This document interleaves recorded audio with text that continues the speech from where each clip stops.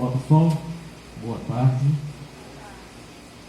Quero iniciar aqui a minha fala parabenizando a cada um de vocês por essa data especial, 11 de agosto, Dia dos Estudantes.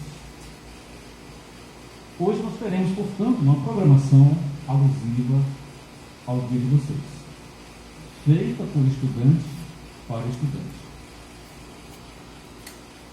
Essa data, Dia dos Estudantes, foi oficialmente comemorada no dia 11 de agosto de 1927.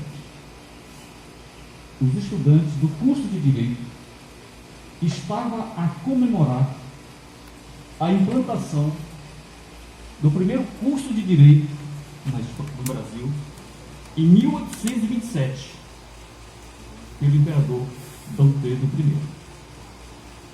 Então, o 11 de agosto de 1927 foi uma data em que se comemorava uma outra anterior, a criação do curso de Direito no Brasil por Dom Pedro I, a Universidade de Olinda e uma Universidade de São Paulo.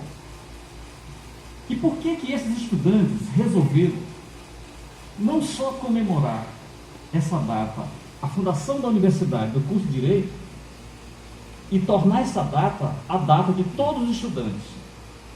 Isso, pessoal, é graças ao protagonismo dos estudantes do curso de Direito no Brasil. A maioria dos nossos políticos, os nossos representantes, são oriundos do curso de Direito. Então, graças a esse protagonismo, a importância e a influência dos estudantes do curso de Direito, eles resolveram criar essa data, não só no âmbito do curso de Direito, mas para todos os estudantes. E também no dia 11 de agosto de 1937, foi fundado a UNE, União Nacional dos Estudantes, que é uma entidade que representa os estudantes a nível superior. Então, dito isso, para chamar a atenção para vocês da história, da origem do Dia do Estudante, eu quero dizer para vocês que estudante é um estado de espírito, é atitude. Eu comparo esse estado de espírito como o do filósofo, porque o filósofo é aquele que ama a verdade, a busca do conhecimento. Um cientista, no seu laboratório, ele não para de estudar.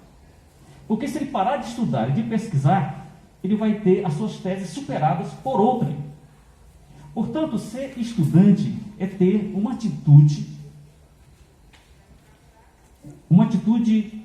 de pesquisa, de curiosidade, uma atitude investigativa.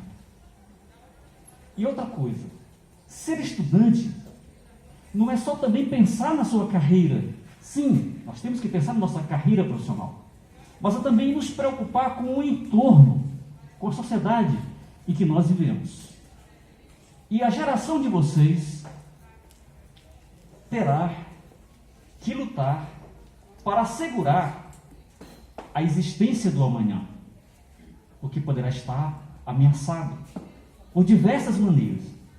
Então, que cada um de vocês, estudantes, busque priorizar não só a sua carreira profissional, mas também pensar no bem coletivo, no bem da humanidade. Isso significa dizer ser protagonista, ser ator, ser sujeito da sua própria história, ser sujeito da sua vida, ser dono do seu destino. E em falando em protagonismo juvenil, eu tenho a honra de apresentar para vocês os meus convidados, os meus palestrantes, que vão compartilhar com vocês, nessa tarde e noite, do dia 11 de agosto, temas que eles escolheram e que agora irão compartilhar com vocês. Portanto, eu quero uma salva de palmas para os meus convidados, Sâmia Gabriele de Souza Santos,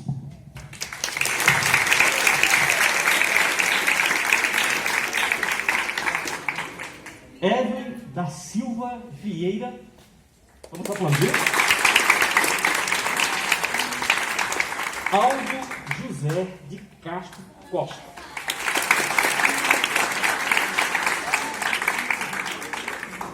Não poderia, portanto, o Dia do Estudante começar de outra forma. Ou seja, estudante falando para estudante. E aqui também encontra-se presente ex-aluno dessa escola, que no final farão uma performance poética em homenagem a um outro caxiense, Antônio Gonçalves Dias. Então, nós vamos agora vamos dar início a essa palestra, a essa programação que faz parte do projeto História e Produções. É um projeto que visa exatamente despertar o protagonismo juvenil. O estudante poder fazer as suas escolhas e assumir consequência pelas suas escolhas. Portanto, nós vamos ouvir agora, receber carinhosamente a nossa palestrante, a primeira, Sâmia Gabriele. Por favor, pode ficar essa parte.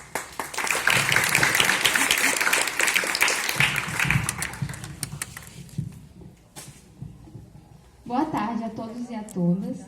Eu sou a Sâmia e sou do 3º ano A.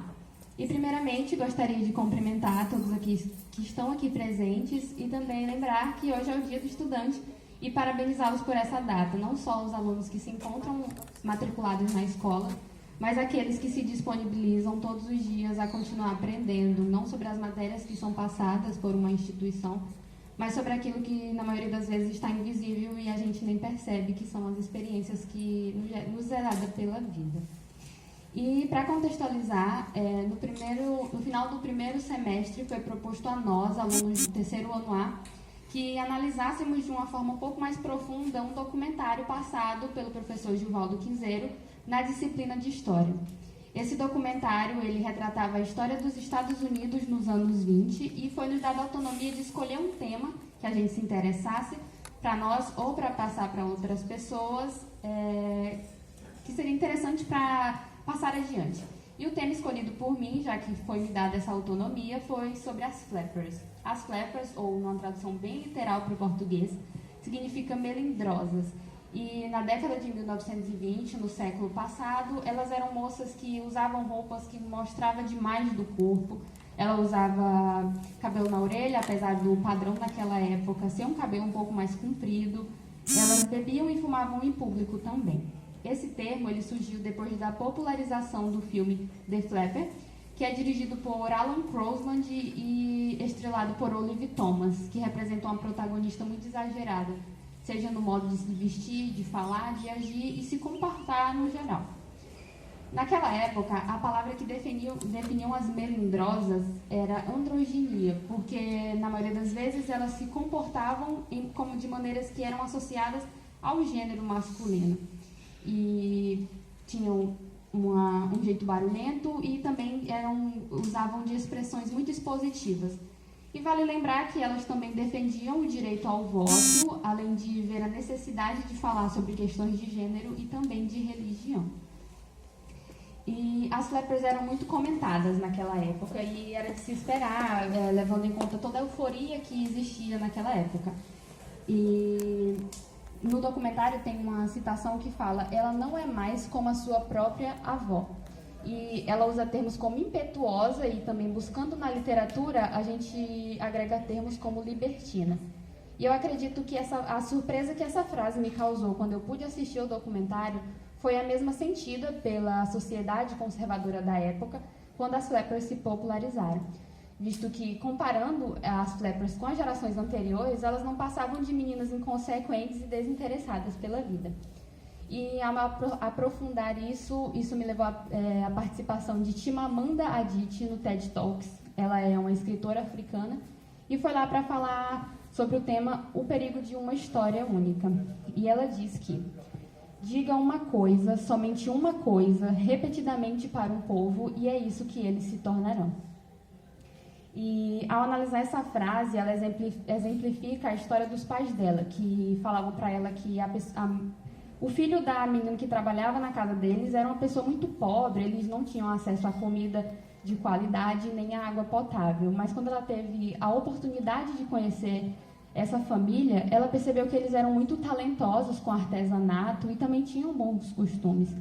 E ela se surpreendeu porque, de acordo com a história que lhe foi passada, eles não teriam chance de nenhuma felicidade por causa do baixo poder aquisitivo. E trazendo isso para o Brasil, a gente pode se levar em conta os livros de história, por exemplo, que sempre traz a perspectiva do branco colonizador português e nunca fala sobre a escravização de negros e índios. E relacionando isso com as Flappers e também com o mundo atual, a gente percebe que atualmente existem duas histórias únicas